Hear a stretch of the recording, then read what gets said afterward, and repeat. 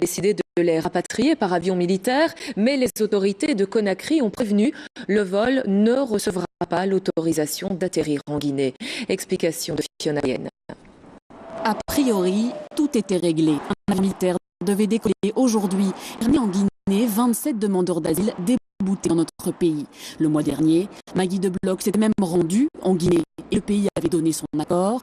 Mais finalement, Conakry a changé d'avis et l'avion n'a pas pu décoller.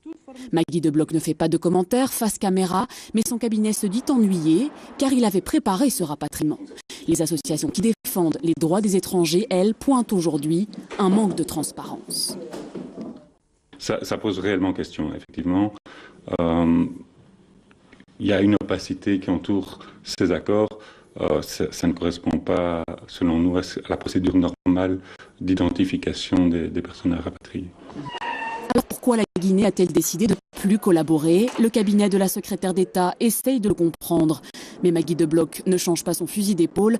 Pour elle, les 27 Guinéens sont en situation illégale.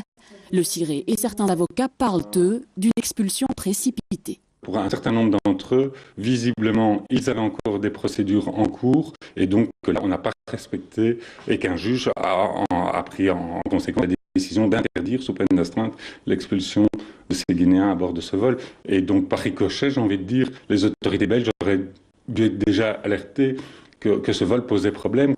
Les 27 Guinéens restent pour l'heure au centre fermé de Stenokerzeel. À défaut d'un avion militaire, ils pourraient rapatrier prochainement sur des lignes régulières entre Bruxelles et Conakry.